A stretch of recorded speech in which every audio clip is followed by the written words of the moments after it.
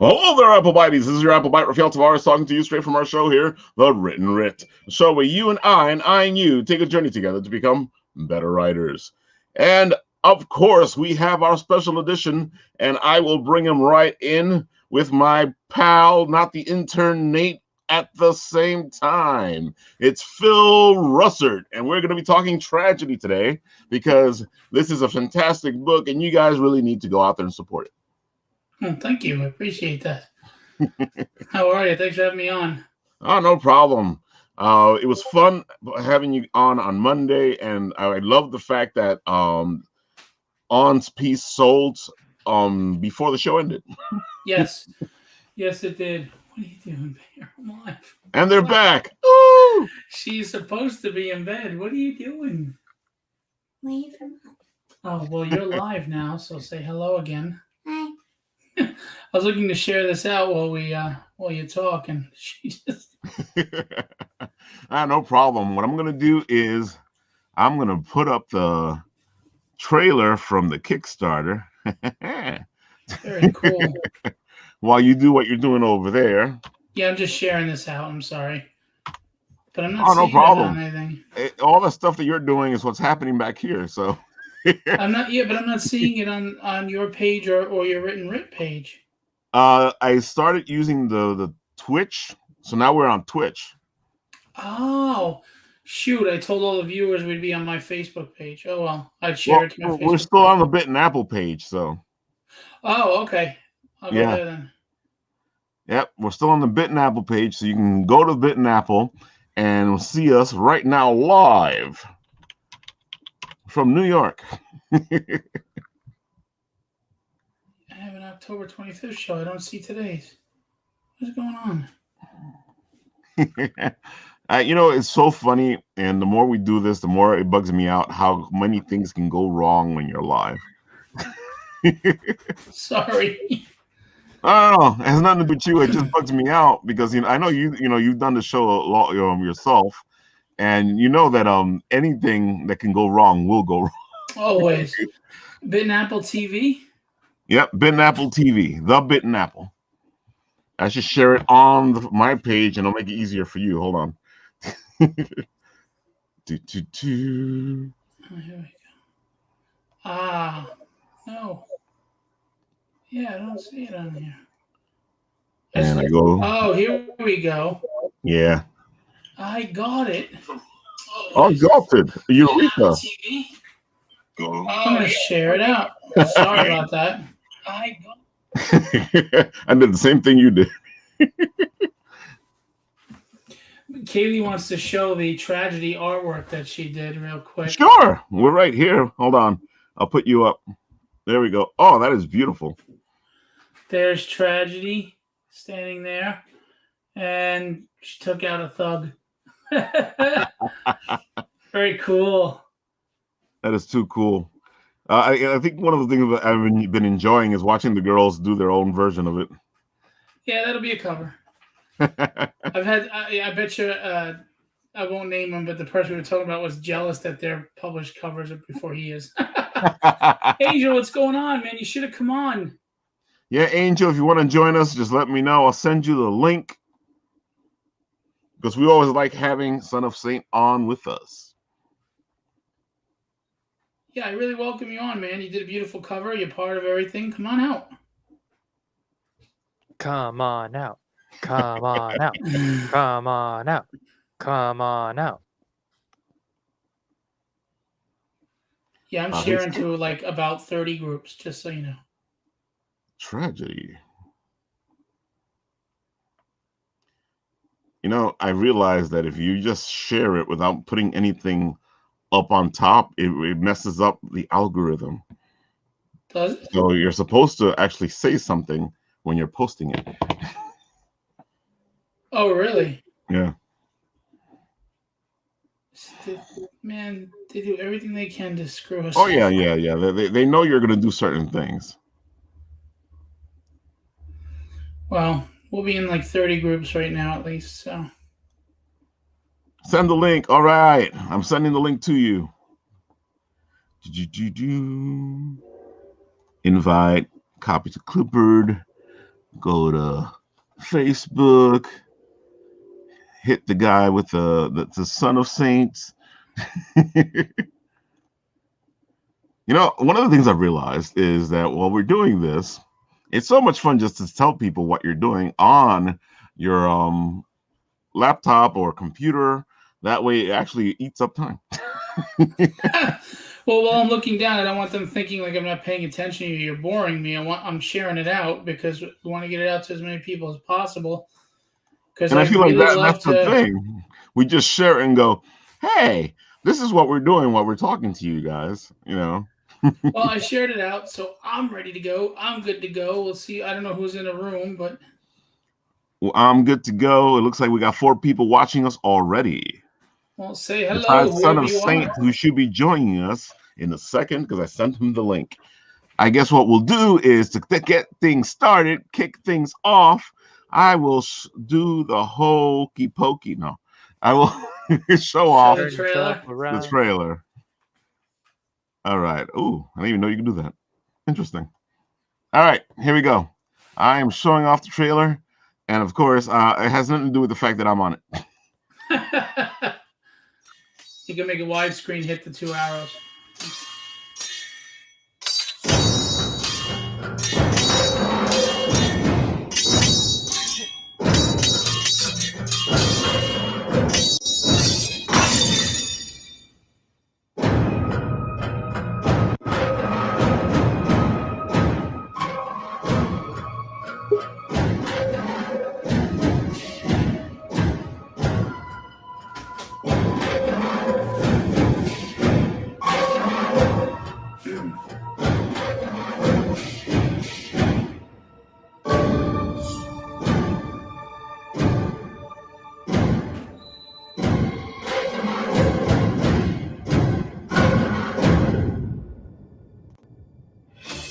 Who is the Breath of the Dragon? What is the fate of Grace O'Connor? Chapter 1 left readers wanting more. Find out in the second chapter of the hit indie comic book that has a lot of people talking. Hello again, everyone. My name is Phillip Russertt, and I'm proud to bring you the second chapter of my ongoing series, Tragedy. I promise this will be a fun roller coaster ride, and I hope you join me on this fantastic journey. We also have variant covers by Tyler Kirkham, Al Garza, and Ryan Kincaid, as well as some amazing indie artists such as Peter Clinton, Len Danovich, Nick Justice, Kenny Calderon, Brad Voth, Steph Wilson, and more. Thanks for making my dream of bringing this story to your home a reality.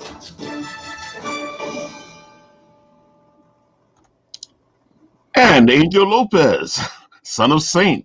Woo! What's up? All I want to know is who is that sexy guy with the sexy voice, and where It was can I me get at the his end. number?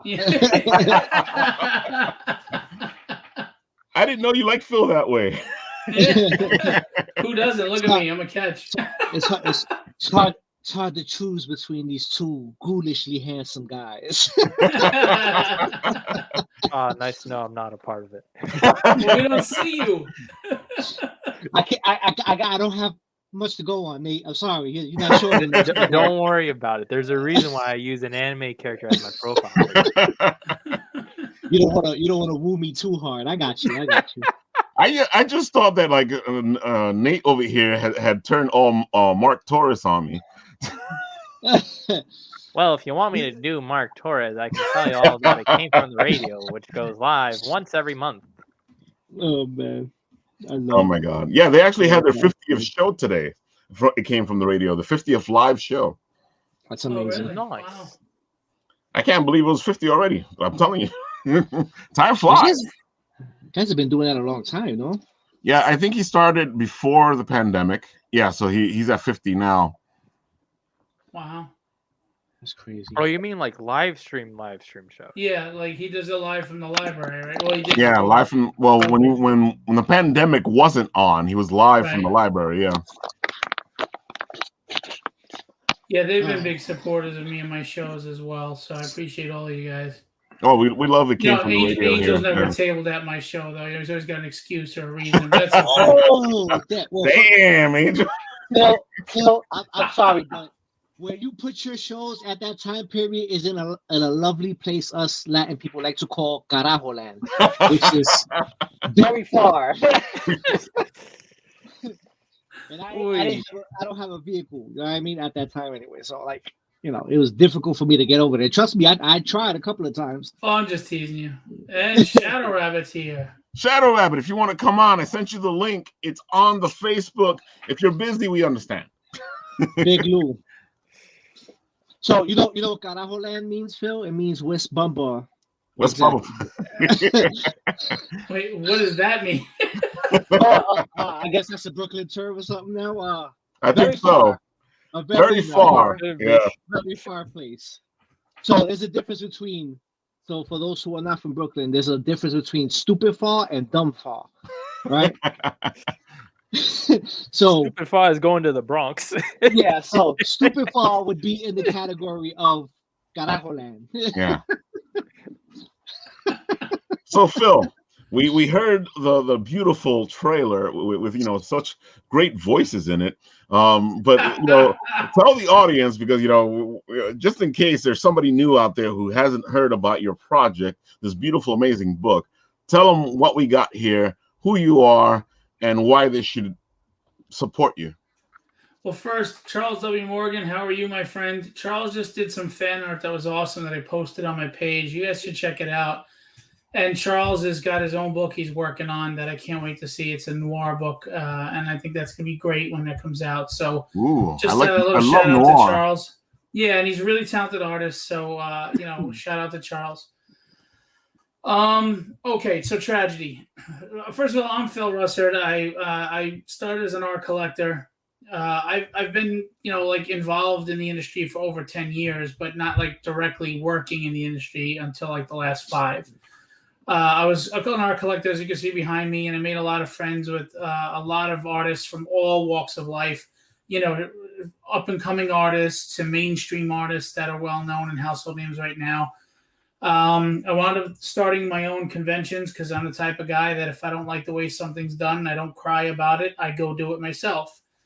You know, the old saying, if you want something done, you do it yourself. Well, I started my own conventions that were solely based around comic books, comic creators, writers, artists, inkers, everything. I love inkers, by the way. They're underrated.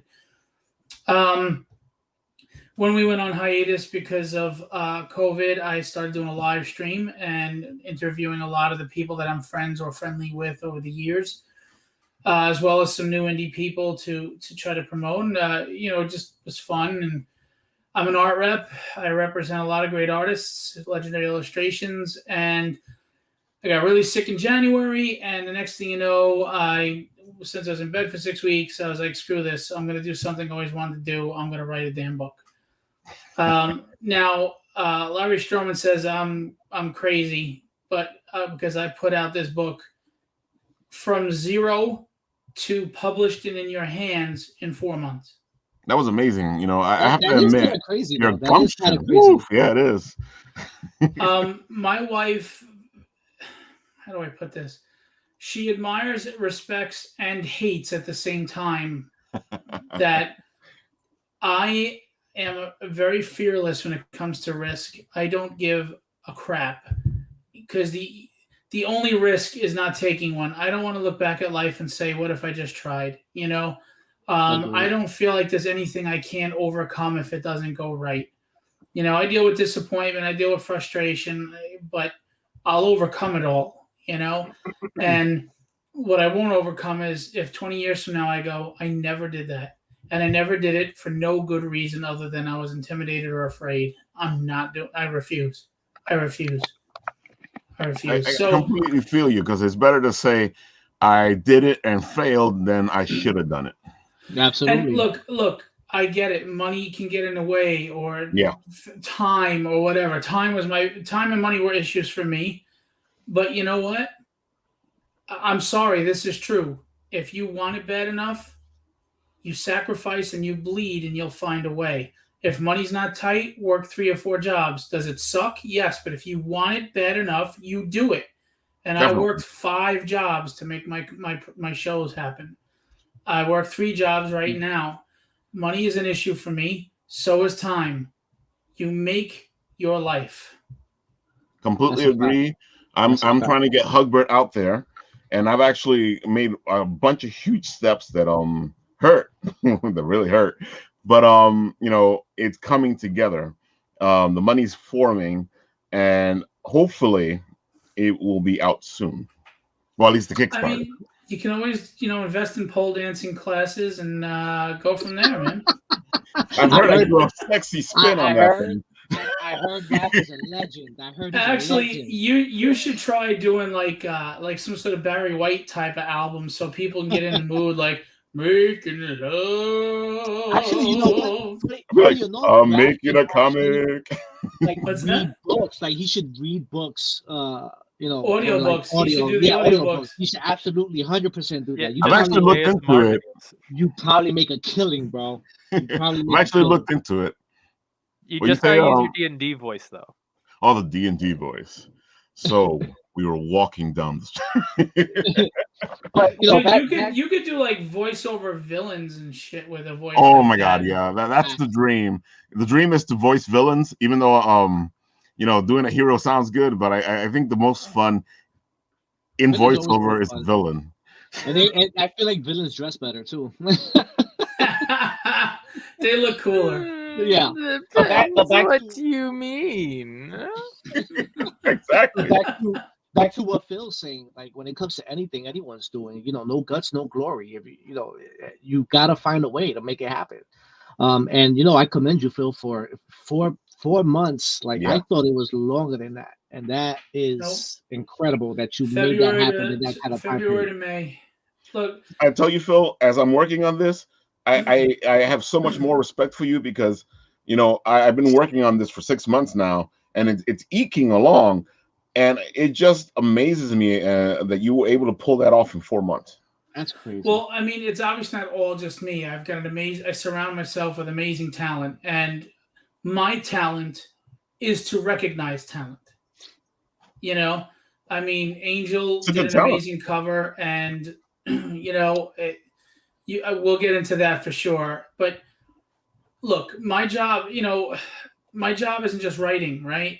I'm the quarterback. I'm setting the schedules. I'm on top of people saying, where's this page or how's that page, or hiring this guy to do this and hiring that guy to do that, and managing the money and managing the moments and the schedule. And I'll give you an example. You know how you get things out that fast?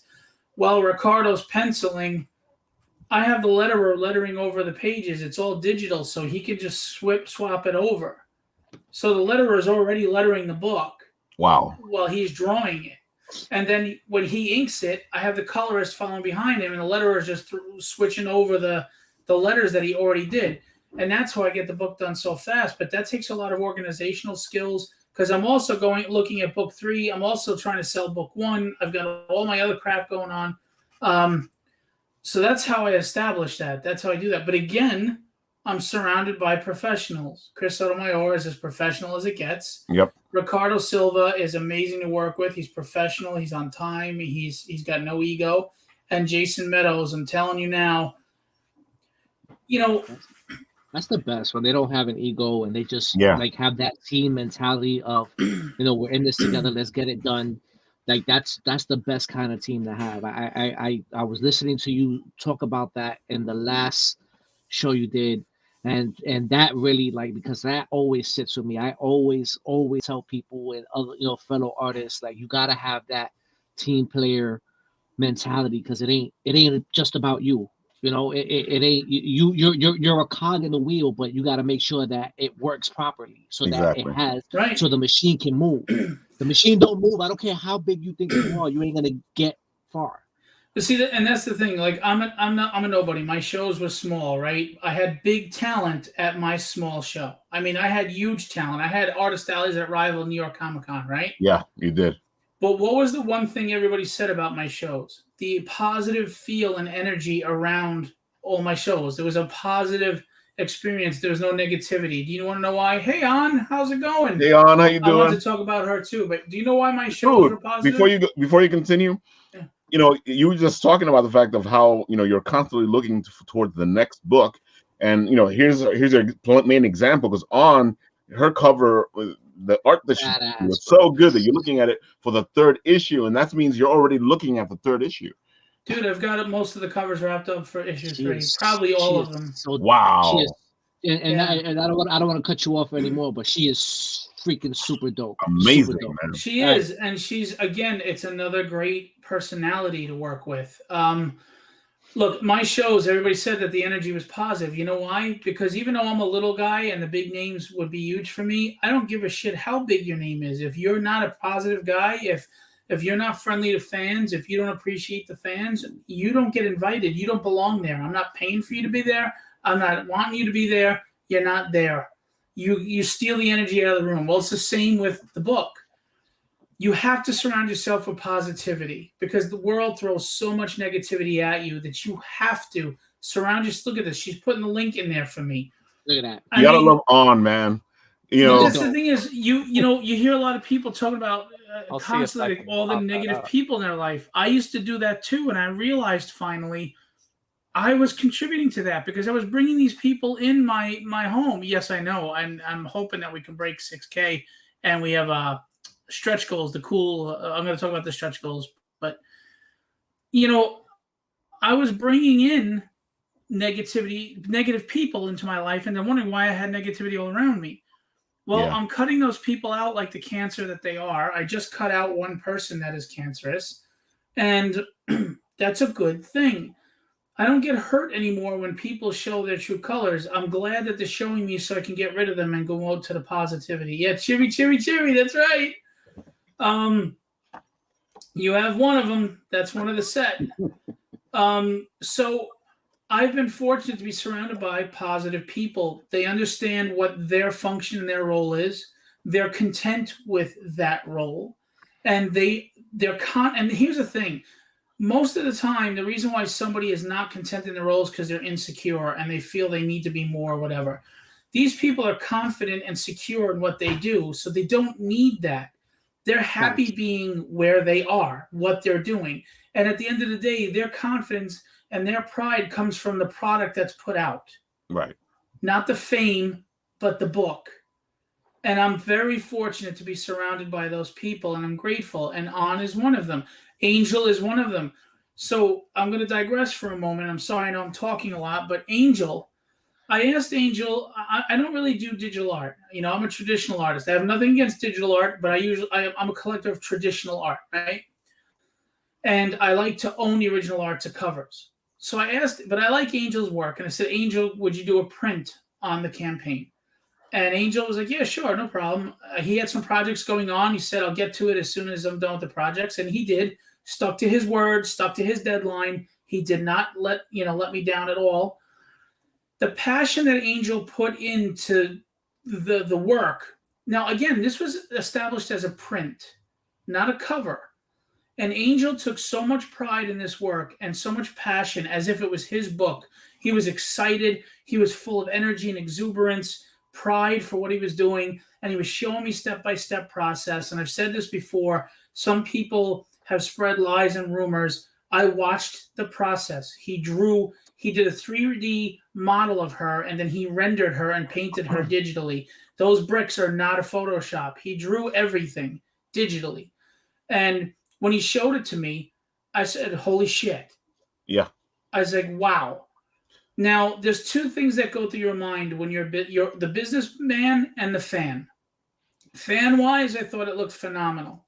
Business-wise, I'm going, you know what? This might reach another market too. Yeah. I mean, video game guys love first-person shooters and stuff, So he hit it on both chords.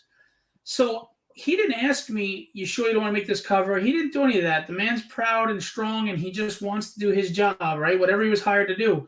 And I said, no, I got to get this as a cover. So I paid him more than the print, than what we established for his pay for the print.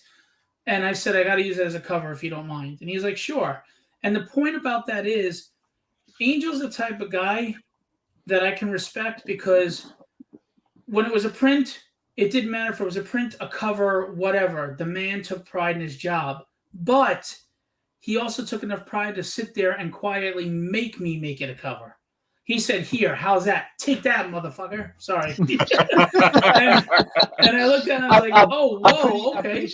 I'm pretty sure if I worded it, it would have probably been worded it that way too. Yeah. And Phil, I completely agree with you because I got in on this process because Angel kept telling me, "Dude, do you think this? Do you think that?" I'm like, "Dude, Phil's gonna love this. Of course he's gonna make it into a cover. Look at this Everybody thing. Everybody I show it to loves it. So, My mother loves it. My wife loves it.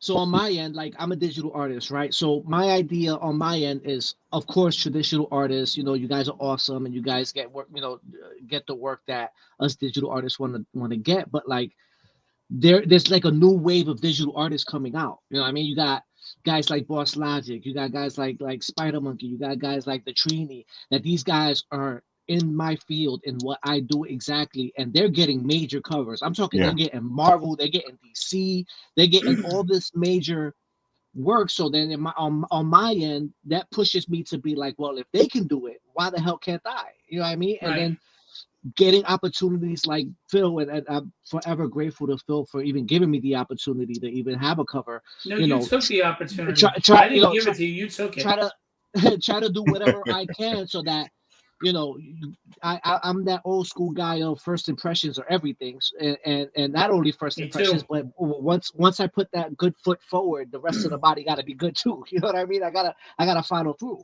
So, you know, it's Phil's baby and it's Phil's project, and I don't mess with people's babies. Like I treat them like they're my own, because if someone messed with my baby, I would be pissed. So I made sure that I put in whatever extra hours I needed to make this crisp. You know what I mean? And then on top of that, being an artist, you have to have pride in your work. Why do it if you're gonna just half-ass something? Thank you so much coming from you. That means, trust me, because I love your work. But like if you're gonna do something, don't half-ass it. You gotta. Why bother doing it? Don't do it. Put your passion into it. Yeah. But there are some people that don't get it. There are some people that don't get it. The first thing you said is absolutely 100%. First impressions. Look, I'm trying to impart this on some people I know. You know, if I'm shopping you to a big publisher like Marvel or DC, you got one chance to impress them, man. You know, that's it. They get hundreds of thousands of submissions yearly. And you're in a field that is so competitive and so hard. You better put your best stuff out. Absolutely. And if you don't, then you don't want it bad enough. I'm sorry. I know people hate to hear that. They're like, it's easy for you to say, but blah, blah, blah, blah, blah. No, listen, I work 3 jobs. I bust my ass. I work hard. I don't sleep well. I don't sleep. I am motivated and driven like never before, and I'm 49 years old. I'm not 27. I'm not 24 where I could go out and be up for 3 days straight partying and having fun. I wish. I'm 49. I'm in that age group and I can't even do that. My body aches. It screams at me. It reminds me I'm 49 all the damn time, okay? And you know what? You do it. You do it, and you do it as best as you can, and that's it. Most important job you're going to. That's right. And look, even if it's not the ideal job, even if it's not the job you want, you don't know how that's going to lead to the next moment in your life. Exactly. And you know what? And I will attest to that, because let me tell you something. Like my first comic book variant was food stamps for Rio Spalante, right? After that, I didn't get any other covers until Phil dropped this one. When Phil dropped this one, then I got a bunch of other ones right after that. Because so I'm you so know what I happy mean? But again, you got to put your best foot forward. You know, like what if I would have half-asked this because Phil says to me, Angel, it's just gonna be for a print, and you know, in my head, for whatever reason, ego, narcissism, whatever, I want the cover. So I'm just gonna half-ass it. Since he's not giving me the cover, I'm just gonna half-ass it. And there are people like that. Hell no. And that's ridiculous. I'm sorry to say. You also don't know who you're dealing with. How do you know? I don't know a ton of big people that maybe down the line I recommend you because of how you were. You know, I mean, you just don't know. And then outside of that, just have pride in your work. Pride in your work goes a long way. You know what I mean? Like, yeah, unlike Steph Wilson, exactly. Circle drawn, mofo. Woo!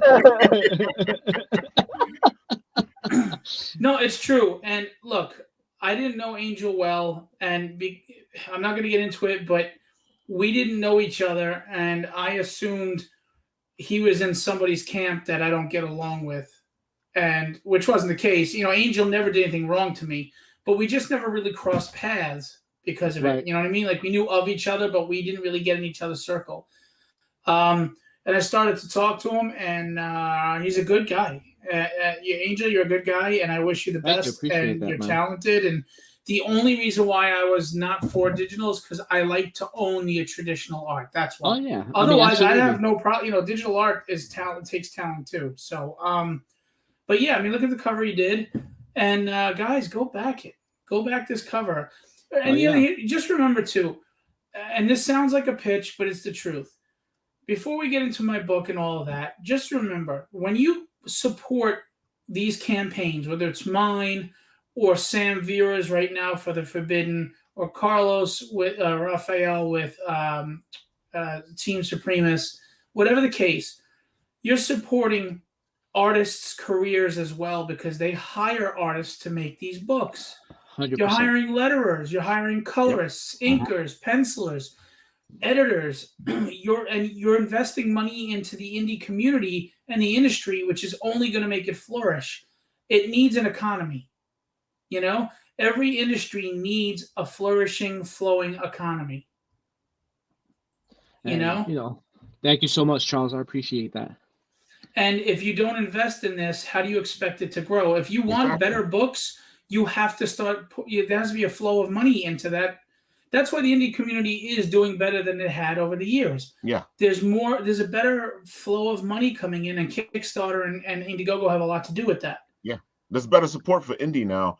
And I agree completely with you, Phil. I feel like, people complain so much, the industry this and the industry that. I'm like, why aren't you supporting these books that are actually doing what you want them to do? You're going to go out and buy the next Batman book, even though you've hated the last 20 years of writing, because you don't want to let go of that character you grew up in love with. It's nostalgia, and because you have this hope that they're going to start writing good again. It ain't happening, people. It ain't happening. They ruined my X-Men. You preach it to the choir, because I'm a huge Batman fan, and specifically the Scott Snyder run. I'm still hoping that Chuck Dixon is coming back. And listen, I read some of the last runs of Batman, and I'm like, what are you doing? But why? But why? But they're gonna go and they're gonna spend $40 each week on a Wednesday for all these books that are disappointing them every week. And then they won't buy an indie book. Writers that cannot afford an artist. Here's a harsh statement that people are going to hate me for, but it's a fact. Then you got to work an extra job, save up your money, and then afford them, because you know what? Artists shouldn't and can't work for free, guys. They can't. And you can't sit there and say, look, do the cover for me, and when the Kickstarter makes it, we'll pay you. You know why you can't promise that? Because you can't promise the Kickstarter will make it. You can't promise the Kickstarter will make enough money on top of your printing costs and what Kickstarter takes out of it and your promotion to pay that artist. And that's not fair to them, because they are busting their ass to draw the comics. So I hate to say this, Mark, and I don't mean to sound cruel. I don't mean to sound cruel, Mark, but if you can't afford an artist, then don't make the book until you can. Get a third job, save money, or you know what? If you're a smoker, quit that pack of cigarettes. You know how much money you'd save to afford an artist if you do that? Quit drinking. If you drink every Friday night at the bar, maybe you don't go to that bar for a month or two, and you save that money that you spent and go hire an artist. There's things you can do. Me, I just sold a bunch of stuff that I own, comics, games, and everything, because you know what? After 18 months of not working with COVID, I needed money to pay my artists. I sold a ton of shit so I could pay them, because you know what? Respect goes a long way. Partnership goes a long way. And if the artist can't trust the publisher and writer, you're never going to get yourself off the ground. Reputation is everything. Everything. Money comes later. Reputation is the only way you get to win anything in this life. And that's a fact. Phil, like I said, I'm inking along, trying to get Hugbert done. It's going to take me a while longer just because I have to put money into certain places and get certain things and pay certain people certain things because, you want to do it the right way. And, one of the things that, reading Right or Wrong from Dirk Manning is that the relationship between the writer and the artist is very important. If you don't have that relationship, the book won't succeed. And that's the thing. If you want the best out of the artist, then you're gonna have to give the best of you.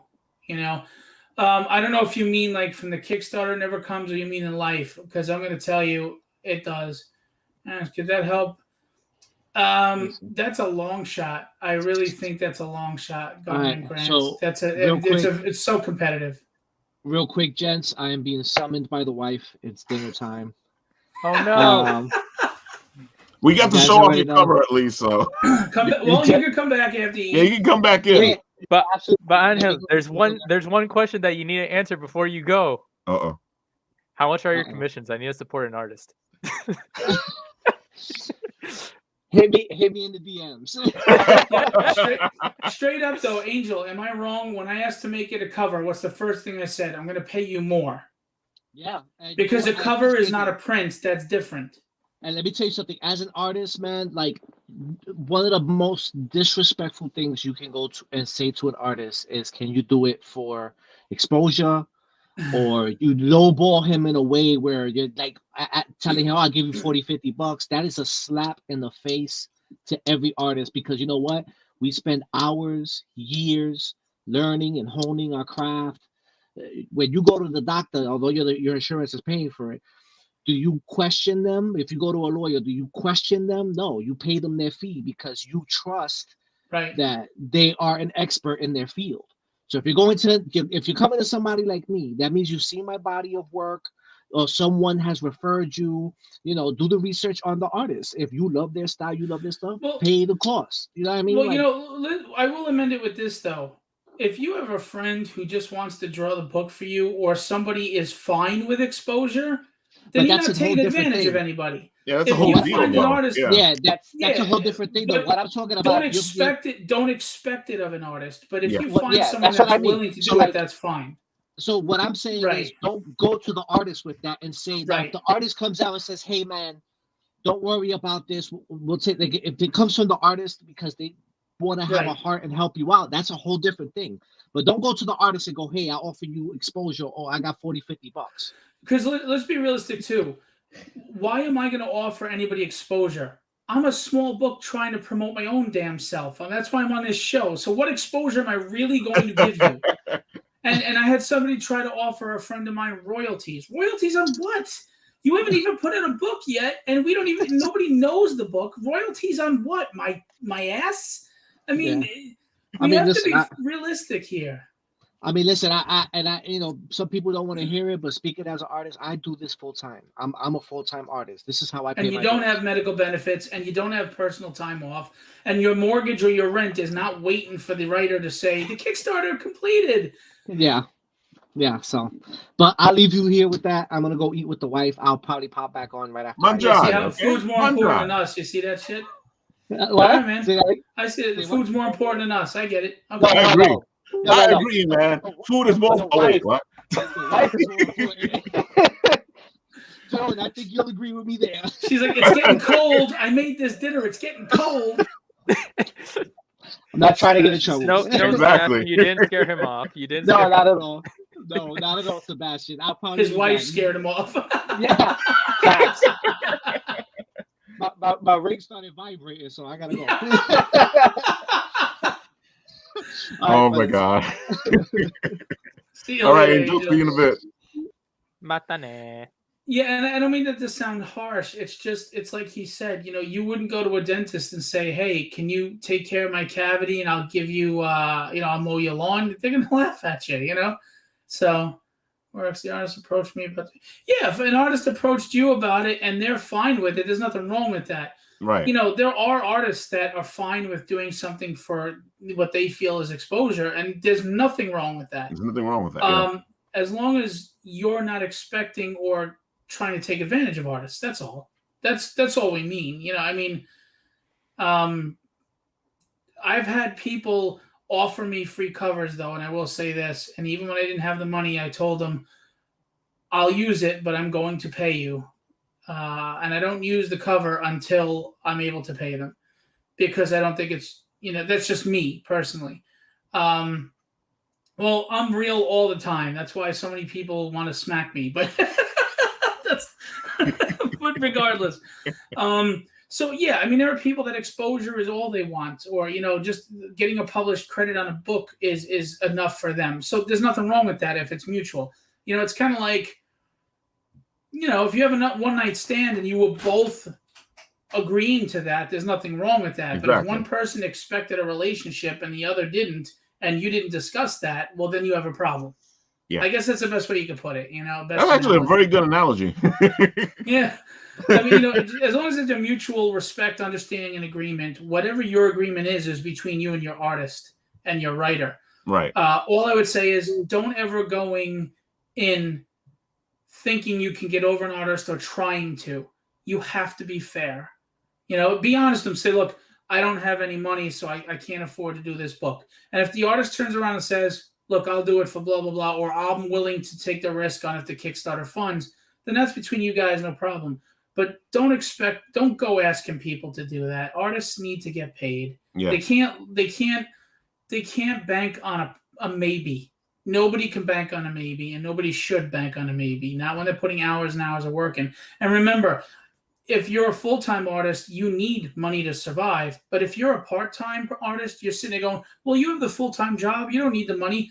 Yeah, but guess what? My full-time job, I work 8 to 10 hours a day. Now you're asking me to work 3 or 4 hours into the night, not see my family, not have a life to get your book done. You know, time, whether you're spending time or money, you know, it's valuable. So, and that's the other thing is, you know, like, and I'm not going to name the person, but again, someone put up a shot at me about having 100 variant covers to push a book. That's not why I have all these covers. I'm supporting artists. Exactly. I'm trying to get artists paid. Do you think I would like to save some money? But I'm trying to support art. Brad Voth is here. He did a beautiful cover for the book. You know, and I'm trying to support indie artists, and yes, I use mainstream artists because let's be honest, names sell books. Yeah. So yes, I'm trying to sell my book. Anybody who thinks it's a bad thing to have covers to sell your book is a moron who doesn't understand business. I want to sell the book. The whole thing is these are good covers. It's not like they're sucky covers, dude. One of the things that happened. I'm not milking you with the money. One of the things that happened during the big flood, I had to look through my books to make sure that I didn't lose too much stuff, and I lost a couple of them. But I started to see why the 90s went the way they did, because I found a lot of those covers, the special covers, and there were special covers, but it was so art, and I'm like, okay, here's the issue. We were doing special covers of art that was like, or you know, or just doing special covers for the sake of special covers. You know, we're not doing that here. You're actually getting a beautiful cover. Well, everything I do is with this mindset, and I swear to God, this is the mindset. There are people watching this show right now that, for all I know, are making $10 an hour, and they hate their freaking job. And I'm sitting there asking them to buy my book for $6 to $10 an hour, of $10. That means I'm asking you to work an hour at the job you hate to buy my book. And I'm asking you to trust in me that I'm giving you quality product, right? So the least I could do is make your investment worth it to you. So I use the highest cardstock on my books. I use top-notch talent to draw the book, letter the book, color the book. And I really feel my writing is solid. So I do my best to write a good story that people can relate to. Because if you are going to trust and invest in me, and right now we have 135 backers in 9 days, which is, to me, is great for being a nobody. That 135 people are putting their trust in me and their money in me. And the least I can do is give them a return on their investment, you know, and I hope they enjoy the book. And that is my sole purpose when I put this out there. Gotta go. Take it easy, Sebastian. Good to see Bye, you. Sebastian. Adios, Sebastian. There's Brad Voth's cover. He's here in the chat. He was part of a cover contest for my first book. I do cover contests, and I really liked his piece. But the problem is, I had gotten some amazing submissions, and there were so many people that deserved the cover, but I could only pick one winner. So what I did was I picked one winner for issue 1, and then I decided, with their permission, I would use some of the others that were runners up that use their covers for future issues, and Brad was one of them because it was a really great cover. And if you can't close up, but the texturing and the rendering on her mask is so good. It is. It's amazing. Just looking at it, like you say, I like the fact of how he put the eyes and the mouthpiece in there. It just makes it look even more beautiful. Yeah, I mean, he did this black and white version that I didn't use. That was really cool, just because I just have too many covers, as it is. I was confusing people. I mean, we have a book of covers. There's 45 covers in it. Wow. And I've only done 2 books. But yeah, Brad deserved to have a cover. He's a talented artist. I recommend you go follow Brad Voth on Instagram and Facebook, and commission him, hire him for work. These guys are relying on word of mouth right now because Facebook is burying everybody. Brad is not getting the exposure that Will Spertasio is, So word of mouth is big and important for him. So I'm telling you right now, go hire Brad Voth to do a cover or interiors or a commission, something. So. And it's important to support these artists. If people want better stuff, you got to support the people who are giving you that better stuff. Or if you love art, just go find an artist to support. Or go find an artist that'll do a commission that you want to get done. There's so much you can do, even if you don't have any money. And I really want to get this out there. If you don't have any money, just share. You'll be amazed at what sharing does. I know that you people like what sharing. What does that do? It gets it out there. Maybe because you shared it, somebody else bought it. It's so important to share. And it doesn't cost anything. Vincent, Rollo Ledesma. That name sounds familiar. I think I know that artist. Rollo. Rollo's fantastic. Yeah, the name sounds familiar, and I'm pretty sure. Yeah, so check out Rollo Ledesma, and check out Vincent Vlado. Exactly. I want to support everybody. Vincent's a blast, man. Go check out his show. He's a lot of fun. You won't regret it. Vince, put your stuff in like you usually do, and people will follow you over there. Mark, I'm going to tell you now, yes, protect your character designs. There's different copyrights to do. People think just copyright the whole book, but you have to understand something. If you're promoting your book, you're trying to show your character designs, and if you cannot copyright the entire book until the entire book is completed, but you can copyright art, which means the character design. So if your characters are designed and drawn and they're colored, and I recommend you add color so people can't do a color, variant of your suit. Yeah. You can copyright those characters up to 10 at a time. And you really do need to copyright your characters because you're right. There are people that will steal your idea.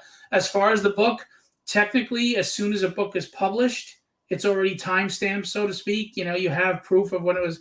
So it's automatically got a trademark and a copyright, but you can legally go further from there and trademark and copyright. And I do recommend that. A lot of indie people don't do that. People steal stuff all the time. All the time. Well, since Mark brought it up, and I know that me and you had this discussion before you came out with the book, can you share the process of how the copyright works? Because I know me and you were discussing it and trying to figure out how much it was going to cost.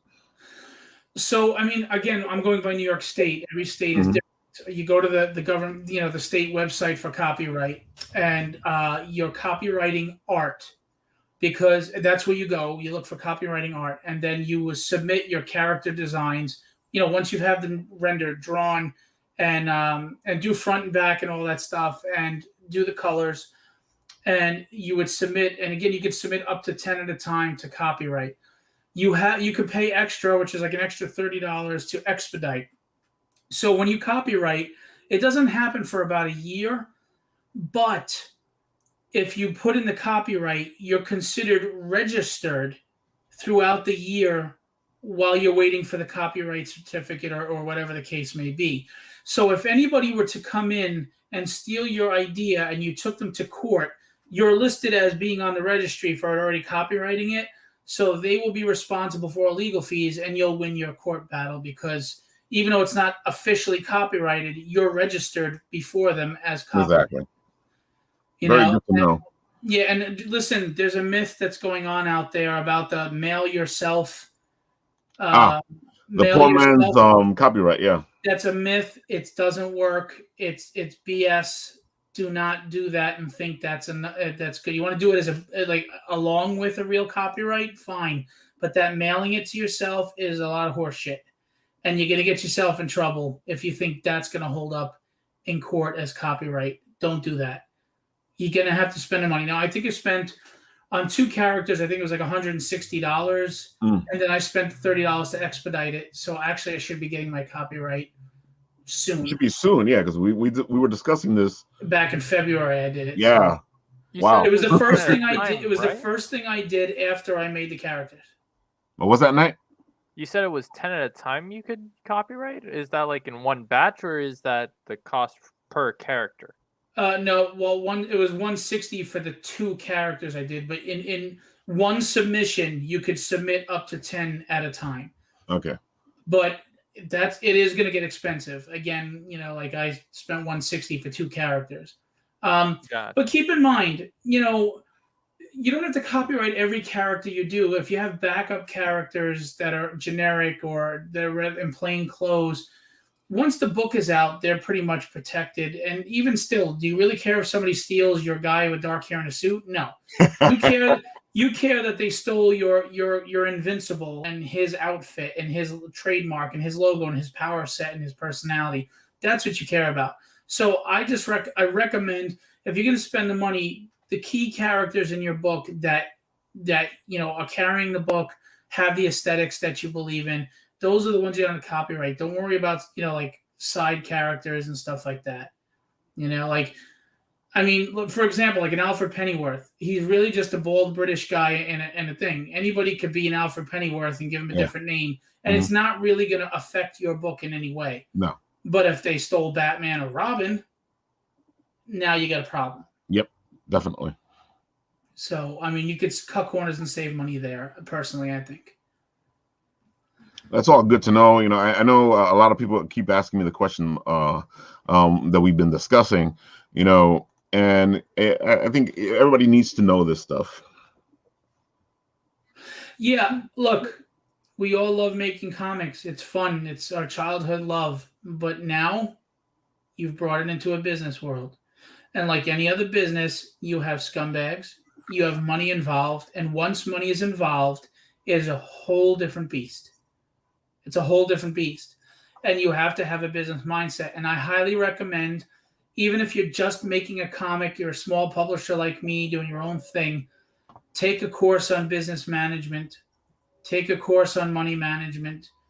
I think it's huge for you. And I recommend that for artists because look at Todd McFarlane. That's what makes Todd McFarlane Todd McFarlane. He's a business mind. Yeah. He knew how to market himself. Todd McFarlane, I know I'm going to get shot for this, is a good artist. He's not an amazing artist, in my opinion. He'll tell you that himself. But he's an amazing businessman. Yeah. Yes, he's an amazing marketer. Mm-hmm. He knows how to market. He knows how to get himself out there. Yep. He also wasn't afraid to take risks. They told him the Spider-Man webbing looks stupid. How are you going to put Spider-Man's knee behind his head like that? It looks ridiculous. And he said, you know what? He said, I don't listen to you. Yeah, Brad. Oh my God. So you have to learn to market yourself as an artist. And I shouldn't say this. I'm an agent. I'm an art rep. Don't. If you could be your own agent, do it. If you could be your own marketer and business person, do it. Don't be lazy. Do it. But that means you have to invest just as much into promoting yourself and marketing and the money part of things as you do into drawing. Now, some people just want to draw, and that's where a guy like me as an agent comes in handy. Some agents are not the best people. Some agents are. You have to be smart about that. But I still think even if you want an agent, you should understand what the agent's doing so you can keep an eye on what they're doing, so you can keep them honest, so that you know your hard work and your talent, your money is not being taken advantage of. Whether you're a writer, artist, whatever, it's always good to have that knowledge of how the industry works, how the business side of thing works, to cover your own ass. So, all important information. Now, to get back to your book. Yeah, I'm sorry. And Brad Voth's cover also makes great toilet paper if we have another shortage. I'm kidding. I'm kidding. I kid. I should do that. You remember how they had the comic book toilet paper? I should do a tragedy comic book toilet paper. That'd be interesting. They're wiping my ass with my book. Well, that's a good thing because they bought it. Yeah, really. Look, you want to buy my book to flip it off or burn it or whatever? Buy 100. Go for it. I agree. But as much as I talk about money, I want you to love the book because it's a passion project for me. It's not about money. It's about me getting out to people. As much as I'd love to meet the same monetary goal as the first book, I'm really focused on the backers. I'd love to get more backers. Even if it's just a digital PDF for $6, just read the book. And please, let me know if you liked it. Chris Sotomayor, the Marvel DC artist, colorist. It's one of the top. Him and Alex Sinclair, I think, are the top colorists in the industry. And Alex Sinclair colored one of my covers. Yeah, Alex Sinclair colors all of Jim Lee's work. This logo, the font was created by Rob Powers, and his wife Marie did the 3D part of it and then added the ballerina, and I love it. It's beautiful. It's beautiful. And I got to tell you that it doesn't do it justice here. When you see it on the book, it's just like, wow. Yeah, I know. And, it just goes to show you big names, not so big names, talent is talent. Yeah, exactly. And that's what the important thing is. Talent is just talent. Just you go out there and find something you love. Look how beautiful this stuff is. Just find something you love and support it, man. Yeah, those are covers from the first book. That's Ian Churchill on the left, Jim O'Reilly on the right. Jim is an amazing artist. Please go check him out and hire him as well. This is a sample of the book of covers. I had 23 covers in the first book. Then I had an Indiegogo that has 6 new covers. And then I have this campaign that has 14. So there's 45 covers in one book, man. That's why I had to buy it, because I was like, okay, if I buy 45 books, I'm going to go poor. But if I buy one book, with all the covers in it. And that's why I made it. A lot of guys, look, I probably could have milked more money out of people. I lowered my prices $5 each book. I could have kept them where they were and made money. I would be probably at $1,000 more right now if I did that, but that's not what it's about. And I could try to make people for more covers. Tier where you can, you choose 3 covers that you want.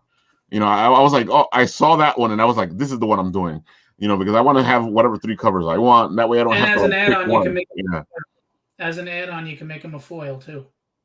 Even better, because some of these covers look like they should be foiled. Are we talking about that lava foil? Yeah, lava foil. Oh.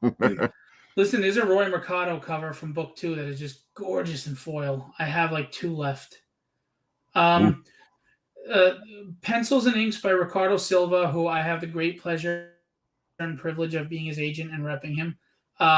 Colors by the great Chris Sotomayor, who is a Marvel DC colorist and probably 70% of your collection from the 90s and up. Yeah. And letters by Jason Meadows. Look at that. Look at that. What impresses me the most is you can see that he actually put his game up there. He improved his game in the second issue. Well, that was a combination of a few things. Ricardo is a phenomenal artist, and by no means am I not implying that the first book looked beautiful. Oh, it was But amazing. Yeah. he was a little tight. I think he didn't want to ruin my book. Hang on before you get to that. I'm sorry. Okay.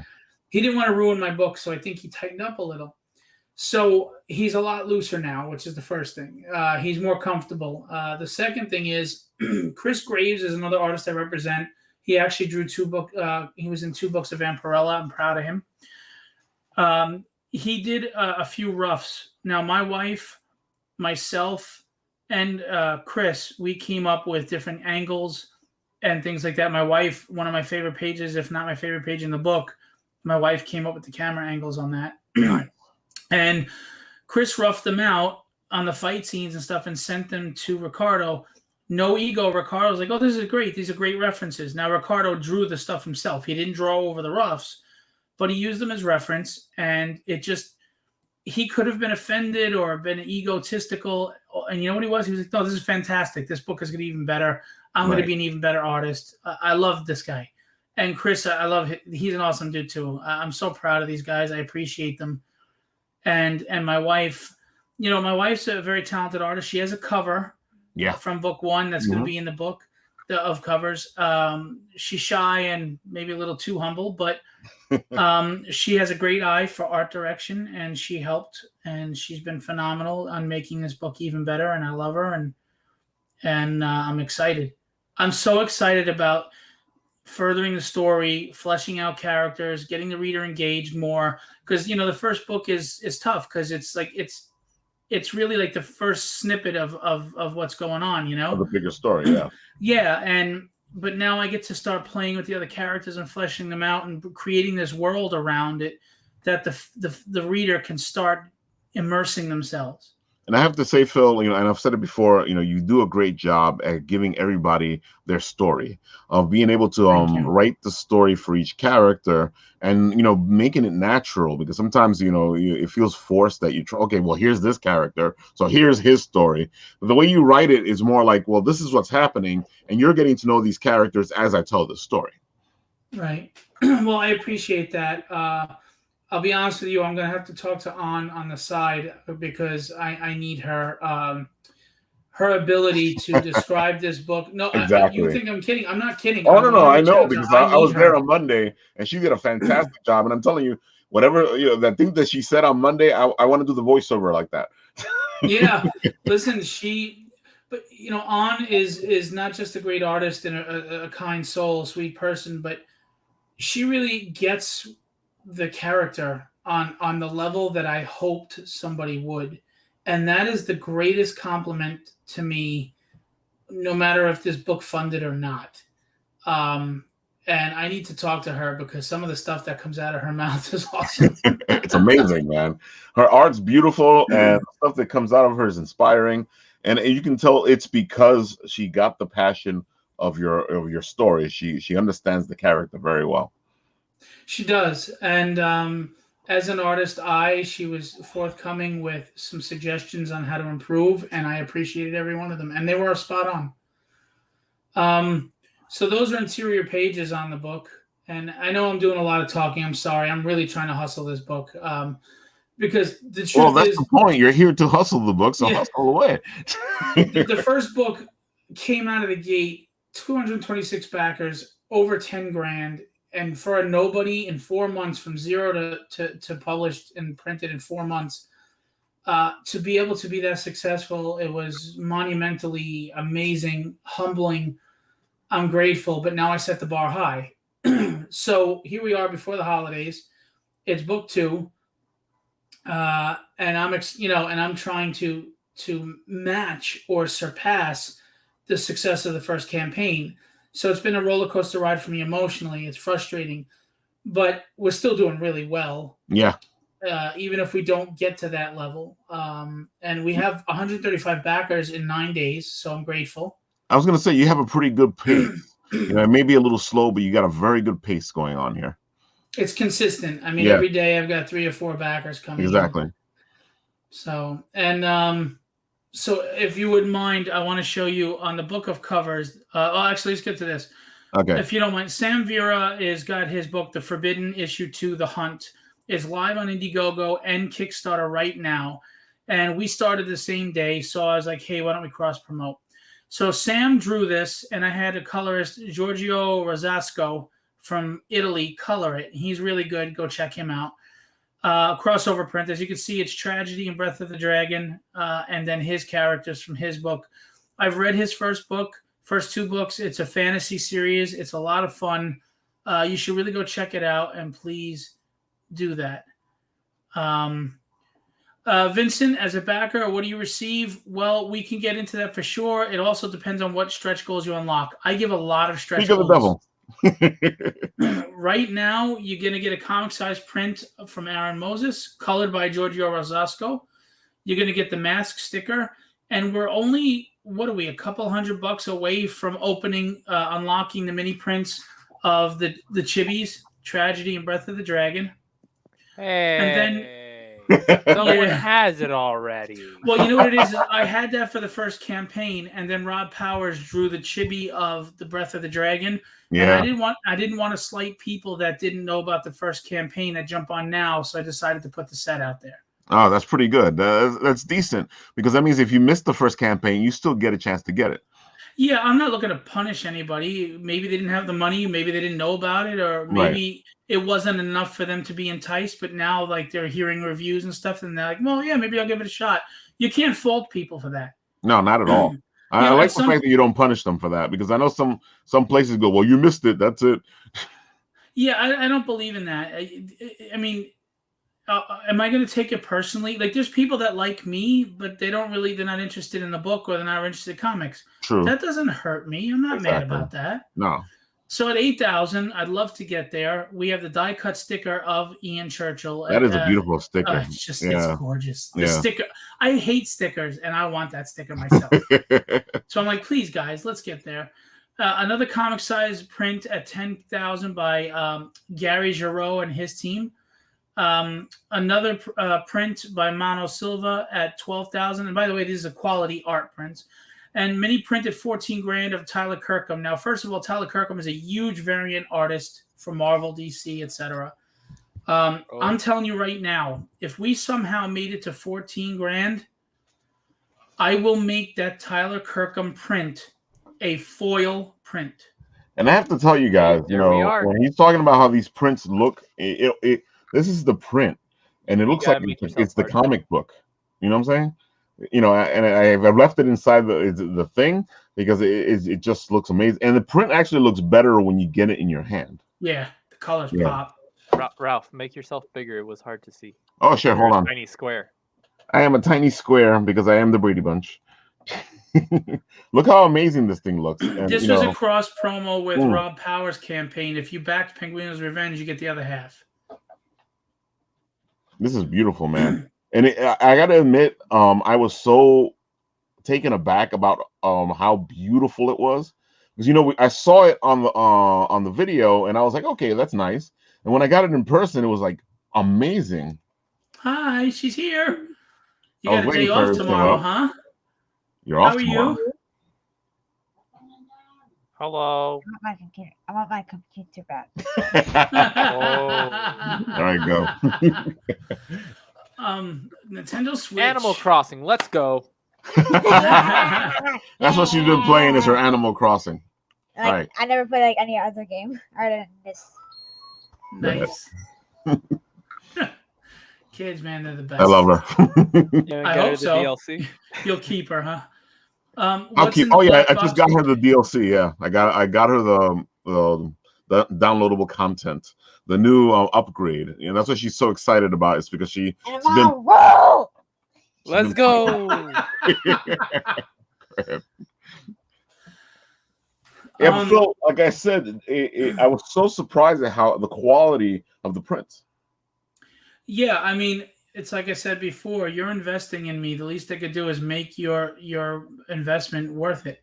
Now, I think Vincent was asking who's the art inside the background here. Is that what you're asking, Vincent? That's Tyler Kirkham, who's a major artist in the industry, and I have a cover. It's a cover that he did. So when we scroll down and see all the covers, you can see that one. We reversed it to the opposite side, but it's his cover. So she says less than 200 to get the sticker. Well, not the sticker, the chibi prints. If The it's a chibi, sticker, yeah. that means $8,000. Yeah. I would love that. Well, maybe let's see. I'm refreshing. No, we're still going for the Yeah. That's chibi. what Phil thought. It Yeah. would have been great if it was the 8,000. I know, really. Well, she corrected herself. There you go. Easy We heavy. know, don't worry, we still love you. Yeah. Yeah, Kenneth, it won't hold up. It's not strong enough to hold up. So definitely. I mean, in conjunction with actually copywriting, it could strengthen things, but by itself, it's too weak. I think it, like you were saying, I think it's something to do that way you can strengthen your case. But by itself, yeah. Right, exactly. So we unlock now in the last campaign, you got 12 prints with whatever covers you ordered. Right. 12 prints. It was nice. It's the same thing here if we unlock what we unlock. So I try to be generous with stretch goals. They cost me money in printing, but I try to be generous. As a matter of fact, hang on. So while Phil is looking for what he's looking for, we'll be here talking about the fact that the Tragedy Kickstarter is still going. You may want to support this thing. The story is amazing. And like we were just talking, all that art that is on those covers and the art inside the book is just beautiful. I can't give this thing any more thumbs up because I only have 2. I would lend you an arm to thumbs up, but I'm far away. Sorry, Rob. Hang on. Well, yeah. Well, if you give me your thumb, then we got 3 thumbs up. That's pretty good. There's no thumbs up button. That's what we need on StreamYard. So if you're listening to us, StreamYard, we need a thumbs up button. That relationship analogy that you were doing, I completely, that was great. I told you it was a great analogy. Can you give me full screen for a second? Yeah. Now, they were printed by accident by the printer the first time, which is why I spend a lot more money on the printing than I want to. But so just to give you an example, this is the first print that we unlocked that you get. And Giorgio did a wonderful job. So this is free with whatever you get so far we unlocked, okay? This is Mono Silva, and this is beautiful. Wow. Look at that artwork. That's amazing. Whoa, dude, man, that looks way better than it did on the video, on the screen. The digital, yeah. I know. Well, listen, if we can get that far, this is what you get for free. This is some great stuff. And then Ben Jakal. This is from Ben Jakal. Oh, that is nice. Look at that. Yeah, I mean, and this is the first book, by the way. It looks so much better in person. I got to tell you. And I mean, this is the quality art you got in the first book and coloring by Sigmund Torrey. And the second book is just stepped up a notch. It's even better. We'll get into the story itself, but just amazing stuff. I'm grateful for the team I work with. I'm grateful for everybody's contribution. And I want to show On's cover, even though it's sold. That's definite. We're about to head over there in a minute. Let me do it now. Actually, scroll up for a minute because we didn't show Chris Graves' wraparound cover for the book of covers. All right, if you don't mind. I don't mind. Or did we miss it? We didn't show it yet. You're right. It's farther down. That's what I thought. Sorry. I was going to say, wait a minute. But as we're speaking, there goes the stretch goals again. Here goes the cover you just showed, and you got a tragedy catch up. Yeah. And I thought that was a good idea too, that you can actually do a catch up so I can get number 1 at the same time. And if, like our friend On, which we're about to show, you want to do a tragedy cover, you can get yourself a blank and do something beautiful like this. Listen, On is she's such an awesome person. I really appreciate her as a human being, but as an artist, she's also amazing. Mm-hmm. This is sold. It's a one of a kind. I am not making prints of it. She is not making prints of it. We are not duplicating it. The person who bought this book is the only one in the world ever going to have this book. And just so you know, it's on a sketch cover, so the interior is the book. I completely forgot about this. So you have a custom cover to the first issue. This issue is exactly what's inside that cover that On did. Yeah, I saw that when she was like showing off her her real version on the show Yeah. on Monday. Now, a lot of people were like, there's so many great covers. I don't know which one to buy. And I don't have the money. And I felt bad. I'm like, listen, I'm not here to try to milk you. I'm not Marvel and DC. So I made a book of all the covers without the trade dress so you can enjoy the art. It's a comic-sized book. It's 52 pages. Well, it's 48 interior pages, and with the covers, it's 52. And Chris Graves, who I represent, drew a wraparound cover. And we have his gray tone cover version and the one that Russ Cassidy colored. So that's the colored wraparound cover. Look how beautiful that is. So besides 45 pieces of art on the inside, you get these on the outside. We have both available as an option. You can get it in the gray tone or in the color. And I'm not pushing this, but if you really like them, you can get them both. You know, you do what you want to do. I got mine in color. By the way, they come with the book of covers. You can also get it as a PDF if you want, if you don't want the physical book. And if you have a good printer, you could print them up and hang up the pieces. We have a digital tier for both book 1, book 2, and the cover of book of covers. Here's the main cover to book 2. So that's by Ricardo Silva with colors by Sigmund Torrey, who colored the first book. That's the Breath of the Dragon with Tragedy's Mask. He doesn't get enough love, but we'll get into the characters in a minute if you're okay with that. I don't mean to drag this out. I'm sorry. No problem. We're doing pretty good so far. That's the cover set. If you want book 1 and 2 of the regular covers, you got it right there. And you're getting, with every physical backer, you also get the digital PDFs because some people maybe don't want to crack open the book. That's true. You know? And you can just read it in electronics and leave the book alone. Or you can have both. If you're on a toilet and you want to read the book, that's good. If you're on a train and you want to pop it up on an iPad, go for it. So that's the cover. This cover here, though, is just so beautiful. See you later on. Thanks for coming out, and thank you for the kind words as always. I feel like I've seen that cover somewhere before. Hey, Les Dudas is here. Les Dudas is responsible for that trailer as he was for the first trailer. He is an awesome human being. I have nothing but amazing things to say about him, and if you ever say anything, I'll fight you. But Les Dudas is awesome. Go check out his website, lesdudas.com. He did the trailer. He's amazing. Amazing. Oh man, yeah, he did a good job in that trailer. I love how it goes into that that cover to issue 2. I think it gives it such a dramatic feeling. You know what's my favorite part? The 2 parts I love the best are how you hear the swords clashing when he shows my publishing company in the beginning, logo, like a movie. And then when she's looking defeated and says, I can't beat him, it was powerful. Yeah. Yeah, he's good. He's so good. You did a good job with that. It's you feel the energy on it. Yeah, and unfortunately we couldn't use the voices for Breath of the Dragon and Tragedy, which was my wife, for audio reasons and technical issues. So that's a shame. But so this is Steph Wilson. He had a cover on the first book. He has this one on the second. It's such an amazing piece by Steph. I really love this. And Carrie Ann.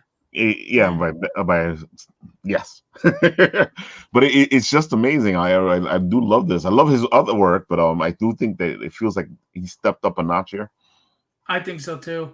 And I just want you to know, again, looking at these covers, if you're like, oh man, I love them all, but I can't pick, don't feel overwhelmed. The book of covers has them all in it. You can pick the one that you want a cover of, and then get the book of covers, and you have all 45 covers. 3 of which are by my daughters, 9 and 7 years old.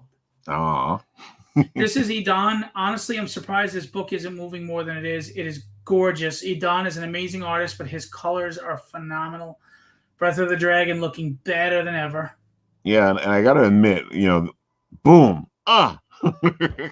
Yeah, and the green pops, but I wanted to use the red too because it just looks badass. I like them both so much. And fan reaction has been they're both really good. So I remember when you were showing them off and trying to figure out which one to put up, and you had like a tie. Yeah, and here's Brad Voth again, who's probably left the room already. He got his shout out. Bum. No, I'm just kidding. I like Brad. I'm just teasing. I know. Don't worry. Yeah, he teases people. That's his sense of humor. So that's the Brad Voth cover. Ryan Kincaid. Ryan has worked for Zenoscope and Aspen. I think he did DC work. He's big in the indie community. Mato Zapata did the colors, and honestly, I think Mato killed it. Yeah, he did. This is a beautiful cover. Yeah, it's not moving as much as I would have thought either, and it's a gorgeous cover. I love this cover. It's one of my favorites. Of course, his Son of Saint. Yeah, he's stuffing his face right now, apologizing to his wife 10 times over. Yeah, this is a great cover. I was taken by surprise by him. It's really great. Love it. This is Kenny Calderon. He was in the first cover contest. He didn't win, but I felt he deserved the win. But I also thought this made sense more for book 2 because we introduced other characters. Seamus on the left, right, and Jesse on the right, and then of course Tragedy is front center, and Breath of the Dragon in the background. Seamus and Jesse are big characters as well. I have a great rogues gallery in this book. I'm telling you. I'm telling you. You have so many people in there, and like I was saying before, I love the fact that you actually, bring them to life. Raphael, you haven't even gotten to the better villains. I mean, Jesus, I gave you issue 8 script. Wait until you get to 10. Oh. No, really. I can't wait. Remind me to send it to you tonight. What's that? Issue 8? Yeah, he's on 17, brother. Yeah, he's no joke. I've written 17 issues and a solo one shot for some other characters that you'll get to know. Wow. So it's 18 books. This is beautiful, man. This is Mike Mez Phillips as a foil cover. Yes, I agree. Mike Mez Phillips won the first cover contest, and we had him back to do another cover, and he just killed it. Look at it; it's just gorgeous. I agree with you. I think that and foil would be killer. By the way, Russ Cassidy is responsible not only for coloring a few things, some covers, but he also did the trade dresses, and he did this whole page for me, the Kickstarter page. So thank you to Russ. Wow. And Russ colored the wraparound cover for the Book of Covers by Chris Graves, and you'll see another cover he colored. And he colored this one. We just wanted to put the reds in because I want to keep Len Danovich's feel. That is a great pop.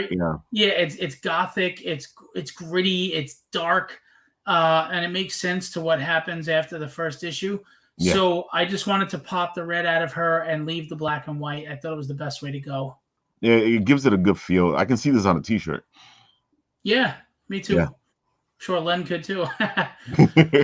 This to me is the most underrated cover, I think, out of all the covers I've got. Well, that's because this has a classic feel to it. This is exactly a comic book cover that we would have seen in the 80s. Yeah, Peter Clinton is the penciler and inker, and Mato Zapata did the colors. Now, first of all, as far as the colors, I think this is one of Mato's best jobs. This and the Ryan Kincaid and the Ian Churchill variant he did are his best by far. But Peter Clinton's composition on this, like you said, is a throwback, and I love that. I love this cover a lot, and I look forward to seeing this in print. I own a copy of every cover that we have, and there's a big wall ready to go that's hanging up all these I was going to say, man, that would make a great wall. Oh, I'm going to have my tragedy wall. I love Batman the Animated Series. Yeah, and they just had an anniversary in September. I reached out to Nick Justice, who's great at drawing Batman the Animated Series style. Sometimes his drawings look like a cell from the cartoon, I mean. So that's what this looks like here, yeah. Now, the funny thing is, Batman, when he's doing the original art that had Batman, his cape is flowing in the side. Well, Nick took the sword and her braid to have the same feel of how the cape was coming out the side. I thought it was really cool. This is so amazing. This is such an amazing cover. Now, Al Garza is he worked with Wildstorm and Image and stuff. He's done DC work, Teen Titans and things like that. He's an well-established artist. He's a great artist. I love his work. But he usually does like feminine pinups, and maybe even a little cheesecake at times. Mm-hmm. But I expected a pinup maybe like Ryan Kincaid did or Kirkham did, and he came up with this. You can't see it very closely, but in her body is the silhouette of Seamus's face, Deirdre's face, and the city skyline. It's phenomenal. And Breath of the Dragon in the background. This is another one of those covers that would be fantastic foil. Yeah. Well, again, the colors are by Alex Sinclair, who is one of the best, and in some cases, people feel is the best colorist in the industry. I've got, in my opinion, there's some great colorists. I have the 2 best colorists in the industry on my book, and I'm so thrilled. And here's the cover that we saw in the trailer. Alex Sarabia won the cover contest this year, this book, and Russ Cassidy did the colors. Alex is a phenomenal talent. If you don't know him, you're going to know him soon. He's extremely talented. He's an amazing artist. You really should get him on a book, on a cover at the very least. His sequentials are great. You can say that I'm biased because I'm now representing him, but to be truthful, I would have said that if I wasn't representing him. I've told you to hire Jim O'Reilly, and I'm not technically repping him. So I just believe good artists should get good work, and he's good to work with. So Alex Sarabia did an amazing job on this. This covers, this just tells the story, man. And those are the covers. Now, if you scroll down to the add-ons, I love original art. I got all the original art from the covers, and these are comic-sized prints of the original covers before they were colored. So if you bought, say, the Tyler Kirkham or the Al Garza or the Idan or the Ryan Kincaid cover, you can buy this, and it's the same size. It's comic size, just like these were. See, like, it's not the same picture, but it's comic size. So if you wanted to frame them and put them side by side, you have a nice black and white and color version of the art, and it doesn't take up too much of your wall, because I also think as an art collector. So these are $5 prints as add-ons that you can add on to your, once you make your major pledge. So I'm proud of that. We have add-ons that you can make any cover, a virgin cover if you want it. You pay extra on the add-on. That's pretty good. Yeah, this was Russ's idea. Russ is awesome. You can add a virgin, so if you want a set, if you want the trade dress virgin set, that's a good idea too. Yeah. Yeah, this is all Russ. Because I know last time you either got it virgin or you got it regular. Yeah. Yeah, this is Russ. Russ is the man. He does a lot of work at a lot of Kickstarters. He works with Marat Michaels. He knows his shit. I love Russ. So, then you can make any cover foil. Wow. It does look good foiled. Yeah. Oof. Any cover you want is foil. And that doesn't even do anything. That just shows rainbow colors. Wait until you see the foil. And then as add-ons, you can make a virgin foil out of your cover. Okay, so we're trying to cover all the bases. Again, that's Sam Vera's The Forbidden. If you could just give them a shout out, if you don't mind, real quick. He's on Indiegogo and Kickstarter right now. He did the crossover digital print that you're all going to receive. Please back him and support him. If you like fantasy, it's a really good fantasy book. I appreciate that if you would help him out. And one more, if you scroll down, Carlos Rafael of Champion Comics. He has his Supremus Zero right now. He's like $200 and something away from funding, but it's the campaign has died for days. Really? It's not moving. Please, guys. He's got inexpensive books. Go buy the book. It's a team book. And how many days are left on that? I think like 12. Maybe we'll have him on the show so he can talk a bit. Yeah, you reach out to him. Please give him some exposure. He's a really good guy. He's done a lot of good books. He loves comics. These are passion projects for him. His books are quality. He cares about what he gives you. You're not going to be disappointed. Please go back him as well. And let's do this. Thank you so much. Yeah, take advantage of the add-ons, guys. Please do.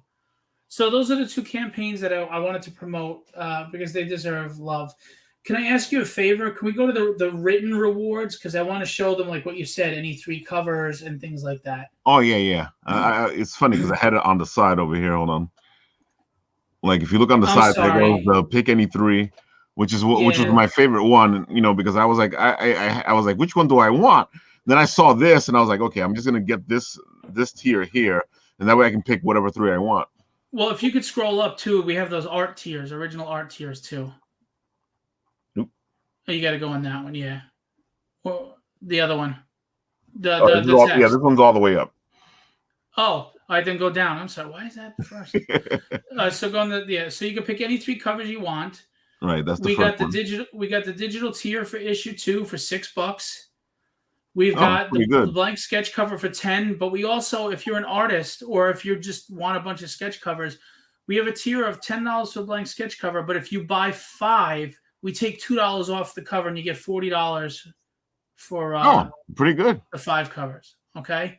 So then we get the digital set of 1 and 2. We've got the catch-up of the physical of book 1. By the way, book 1 is a 30-page full-color, no-ad story. So it's double the size of a Marvel or DC book. And I'm not charging that much for it. And you felt the weight of the book. I use the highest cardstock. Oh, Raphael froze. Raphael! Oh, no. I bored him. Yeah, he's gone. You got him into a separate dimension. Yeah. He's like, get me the hell out of here. Open a portal somewhere. Yeah, come back. Vincent said, come back. Yeah, I don't think I can share either to continue on. Oh, no, we he's gone. lost him. He'll be back. I can. You know what? I can share. Wait, are you the I don't host think now? you have the right to let me on, though. No, he's. Yeah, we know you froze, Raphael. We were there. We saw him fall. Yeah. We have it. Listen, if you like original art, we have a tier from Geraldo Borges, who's a Marvel DC artist. He drew for X-Men and Avengers and a bunch of other stuff. Wolverine. Limit to 3, and 1 was already sold. He will draw any character you want on a 9x12 inked a bust for $120. And you will also get the digital copies of book 1 and 2. So you will get the copies of 1 and 2 in digital form while you get the original art that you want from Geraldo Borges. The only thing we say, the only stipulation, I'm sorry, is that it cannot be your own creator-owned IP or something like that, because then people start using them as covers without permission. That's a whole legal thing. Geraldo is not offering for a cover. He's offering you a personal commission. We also have Chris Graves, who did that wraparound cover for the book of covers, and he has a cover from book 1. He is offering up to 10 inked busts for $100 of any character that of fan art, not creator-owned IP, and you get a digital book of 1 and 2. So you don't miss out on reading the book, and you get an original piece of art, and it can be whatever you want. Then, if that's not enough original art for you, Ricardo Silva, who's the artist on both books, is doing. I made a mistake. He said it was 9x12. I thought it was 11x17. So we're sticking with 11x17 because that's what I marketed. 11x17 full character inked that you want by him for $100. $100. 11x17 full character inked by Ricardo. And Ricardo's art is incredible. It's incredible. So we have art tiers. We have the book tiers. We have unlocked a sticker. We're trying to unlock another sticker. I'm going to give you a foil print of the Tyler Kirkham art if we can get to 14K. It's not looking like it, but if we could, that'd be fantastic. We did 10K in the last book. I'm really hoping we can get there. Now here's the pitch on the book. Tragedy is that character that is in all of us. All of us. You're going to read this book, and it's a roller coaster of emotions. You're going to cheer with her. You're going to cry with her. You're going to stress out with her. And you're going to root for her. You're going to get angry with her. You're going to feel moments of triumph and happiness with her. She's all of us. She's a person that her life was taken from her. She hates her life, and she has to get up and face this life that she hates every day. It's not fulfilling. It seals part of her soul. How many of us get up every day and we're facing that job or that day that we don't feel like we can do it? We don't feel like we can do it. Yeah. Yeah. This is her. How many of us have confidence 1 minute and we feel on top of the world, and the next minute we feel like the world is stomping a mud hole in our chest? How many of us struggle with our confidence minute to minute, hour to hour, day to day? She does this. Her strength is not that she kicks everybody's ass. It's that whether she wins or loses, she gets up and faces it every day.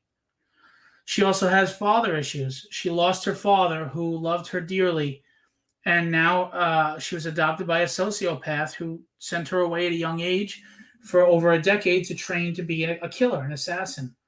She doesn't want to be a killer. She's not a bad guy. She struggles with her inner demons just like we all do. She faces trying to figure out who she is and where she wants her life to be. There he is. Yay! It's a good thing I run my own show. I'm well versed. I knew you were going to be able to talk it through. I was like, talk it through, Phil. Talk it I through. saw.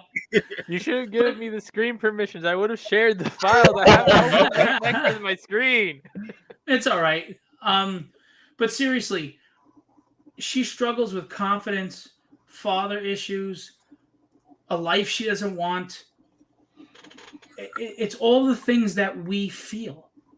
It's all the things that we go through.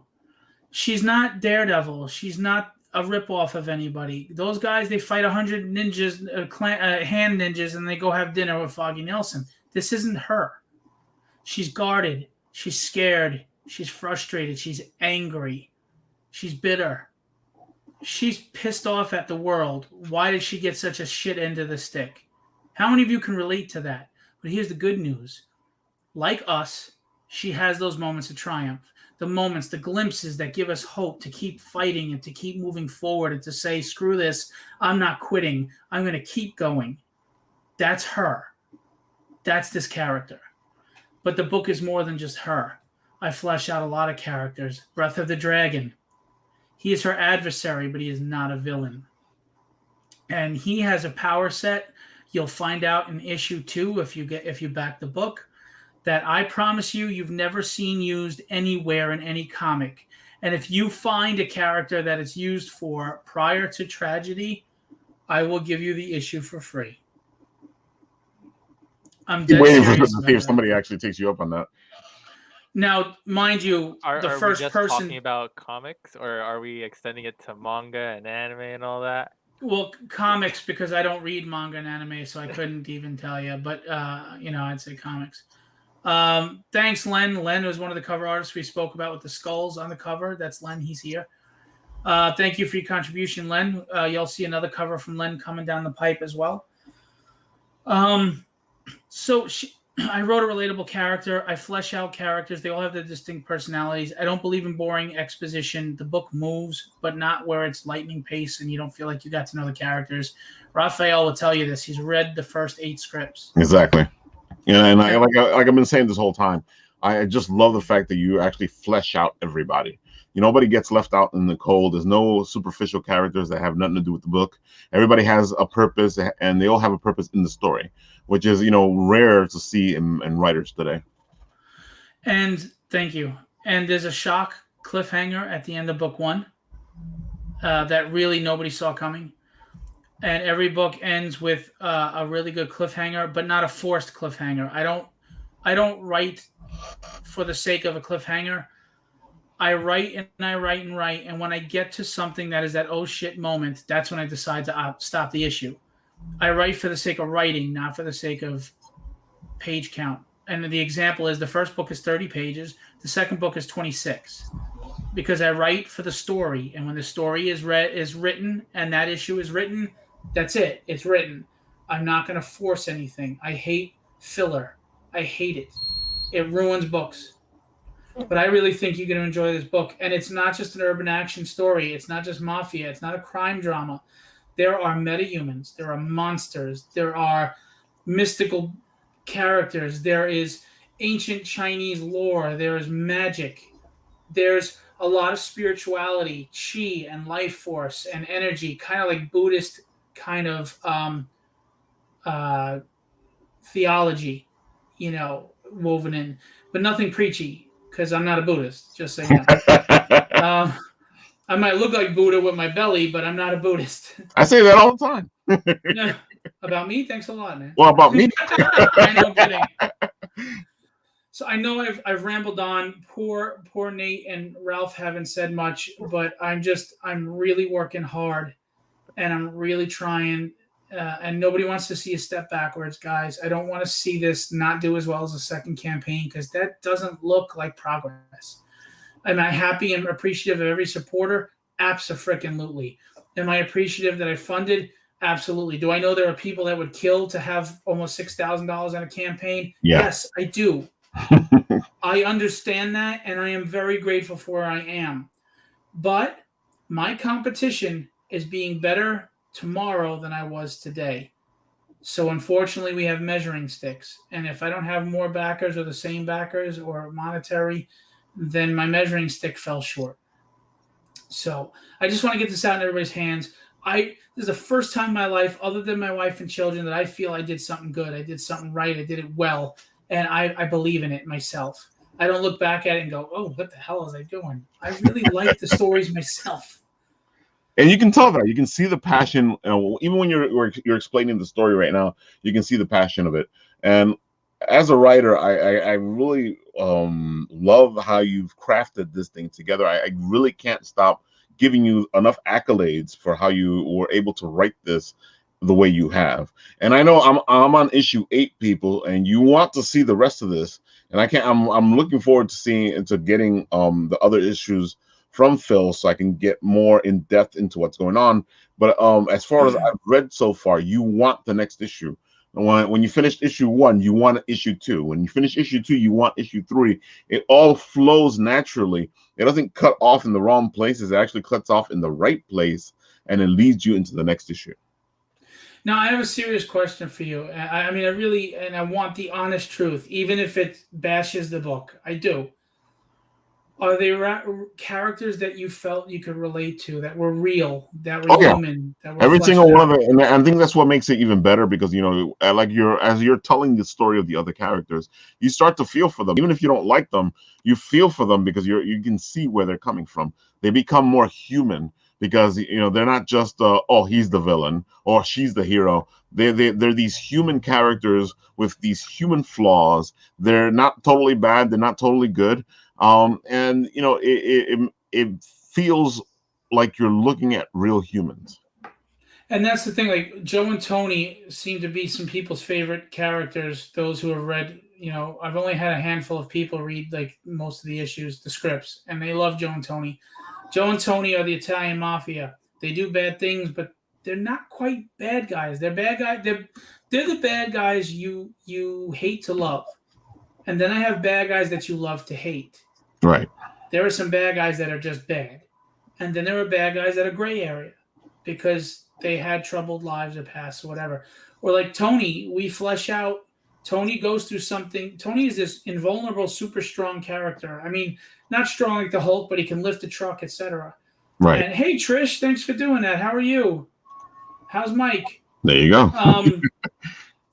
Well, Tony has been invulnerable his whole life.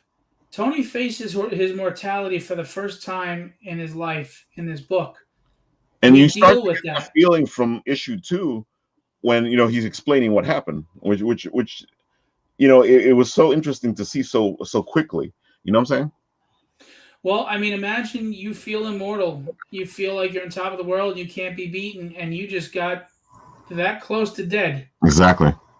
But the thing about Tony is it's not so much that he's facing his immortality. It's that he's facing his life, the legacy he's leaving behind. He's like, look, I almost died. And Joe's like, what, are you afraid of dying now? He's like, no, I'm afraid of dying, and this is all I ever left behind. Behind? Excuse me. Yeah. Excuse me, darling. Aren't you cute? I mean, seriously. His trouble is if I die tomorrow, I'm just some thug gangster. I have contributed nothing to life. What have I done that mattered? And you feel what legacy of left. Feel that soul searching that he does. It really, like I was just saying, it touches on you because you're like, okay, this guy feels human now because he has these worries. There's more to him. And at the same time, Joe has his reasons for being what he is and doing what he is. And Joe puts up, he's got a lot of anger and frustration, and he's this tough guy, and you can't show weakness. You can't show that. We don't talk about that. We just move forward and put on the brave face and puff out our chest.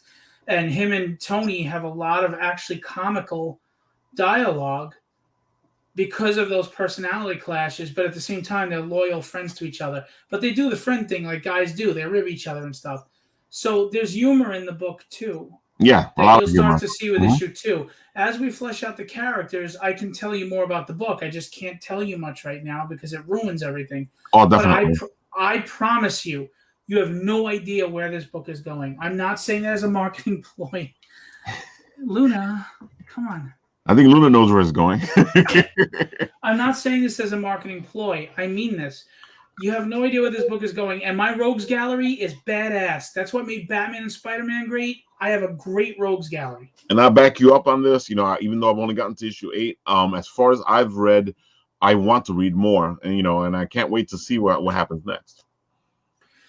Well, I hope more people feel that way too. But I will say 135 backers, 135 people in 9 days have come back at a 226. That means people liked it. Exactly. But a lot of gangsters are written like that. Even my comic book, written like what? Second guessing their life, or you mean tough guys? Yeah, because the ones I run into most are the ones that are, well, this is me, this is who I am. It's not like that. It's rare to see the gangster who actually has the golden heart. Right, and even Joe, it's not like a typical gangster where, both. Well, I mean, you can say it's like every other book written, but you really have to read it to be able to say that. Read the book and then tell me. I don't agree with Vincent from reading the book because they feel more human than that, and they're not just the sum of their parts. They are more than just this hoodlum.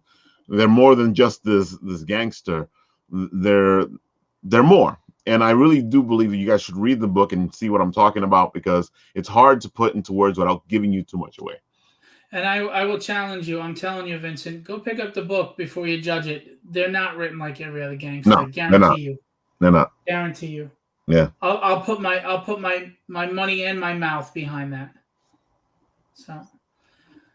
But anyway, that's my pitch, and that's all my stuff. And we're at where are we at? We are at the 45 mark. 145, that is. Which is great though, because there's been a lot of great show, and we even had a little technical difficulty there. But Phil, you have a great book. I supported it. I love it. I got myself the book of many covers, and I got the choice of 3 covers to pick from. And the more I look at all the other covers, the more I want to pick more covers. But I have to stay in a certain place, or I can't do other things. Well, right now we're at $5,832, 137 backers. So we got 2 backers while on the show. Thank you. Nice. So what is that? We're $168 from unlocking the chibi set. All right, get that chibi set. I already got one of them. I want the second one. Come on, people. Yeah, $168, and we unlock another stretch goal, guys. And it's nice artwork by Rob Powers. Oh yeah, Rob Powers is amazing. I actually got the Rob Powers cover for the first issue because I feel like this speaks volumes. This actually is so simplistic, yet it actually tells the story of tragedy. With Breath of the Dragon in the back, and who she is in just a pair of shoes. It looks like a movie trailer poster. Oh my god, yeah, it does. It looks like the movie trailer poster. But I fell in love with it, and I was like, out of all the covers, I was like, this just screams tragedy. Hey, I appreciate that you support and back the way and share the way you do. I'm sorry. I really appreciate that. I know you appreciate it, and like if Shadow would say if he was here, we love that passion, because passion brings passion, and that's what we want to see here. Well, all I know is I am grateful for every single person. I mean, someone donated $1, and I am grateful for that $1, because that's $1. They didn't have to pull that out of their pocket. Exactly. I a lot of people go, I can afford it. I'm like, dude, if you can put that $1, you don't know how much that $1 helps. That means that you're supporting the thing, because it may be like $1 to you, but to a creator, that $1 means a lot. It means that you actually believe in this, and you can't afford to put any money into it, but you're still supporting. And we didn't do international because shipping is just insane right now. Insane. Yeah. But you can back the digital book if you're interested as an international. And if you're interested and you want to pay that shipping, reach out to me in a DM, Phillip Russertt, and we can try to work out making it worth your while to pay the shipping. But if not, just get the digital. Look, the first campaign, 42 people bought the digital, 44 people bought just the regular cover. So a couple of people are like, oh, that's a shame, man. They didn't spend the extra money on the big covers. I'm like, you don't get it. They want to read it. Yeah. They're not looking to just they're not looking to just invest in some cover to CGC and never crack open the book. I hate comic prison. Oh. Free the comics. Yeah. The comic coffin. Exactly. You guys read comics? All right, so since we got to get ready for the next show, Phil, what is your last word? Well, first of all, thank you for having me on. I'm sorry it took so much time, and I forgot you had the 11. No, that was the whole point of this, was to make sure that you told the people how great your book is. Well, I'll leave that up to you to decide, but go read it to find out. Tragedy Chapter 2 is live on Kickstarter right now. We're 10 days in. Technically, we got 20 days left. We are funded, but we really could use your help. More funding just goes back to the book. Every dime, I swear to you, every dime goes back into the book. It doesn't buy me an action figure or my kid a toy. It doesn't buy me dinner. We don't use the money to celebrate. It goes right back into the book to give you the best quality possible. And I promise you, whether you like the story or the art or both, you get your money's worth. You absolutely get your money's worth. I promise you that. So please back and do it. What's that? Yeah, I completely agree with you. People, support this. It's amazing. I've already supported it myself. I just don't have enough words for this book. It has a great story, beautiful art. Just take a dive. And if you can't, either share it or put $1 because it helps a lot. Or just comment on my posts to bump me up in news feed and that even does a lot. That does a lot. Yeah. But I love and appreciate everybody that's helped, and it's a professional looking book. At the very least, it's professional quality. And I have to tell you guys, I'll say it again. I've said it before. It looks better when you have it in your hand. By the way, Howard Mackey's editing both books right now. Ooh. He created Ghost Rider. He wrote for Marvel and editor at Marvel. So he's just going to make it even better. This book is a big step up from the last book, and the last book was already good. So yeah. Anyway, I have to admit, as far as I'm seeing, the art stepped up, the writing stepped up, everything has stepped up, and that's what you want to see in your books. You want to see it improve more and more and more and more. So, friends, with that, I will say, join us in about 30 minutes, and we'll do the next show for the Written Writ Late Right, where we're going to be all talking RPGs and D&D and a bunch of beautiful things with Battle Quest Comics and Everborn Saga, both amazing role-playing type books. Join us, role play with us, join the quest. And now I'll do what I do all the time. What happened, Nat? And if you are unable to, always remember to check out our other show on Mondays at 7:30 now, Bit Apple Bites, where Ralph and Leslie usually will be. Yeah, it is. No, it's you. It's Leslie and usually Ralph. There we go. That's the right order. Where they go and talk about other artists and other creators within the industry as well. And don't forget to subscribe to our YouTube, Facebook, Instagram, and I believe we are currently now on Twitch as well. So don't forget to hit all those subscribe buttons if you are interested in any of those platforms. And I believe we'll see you on next time. Right. And that's Nat, not the intern, talking to you. With that, I will do what I always do, which is I press the button, I see what happens, I keep talking.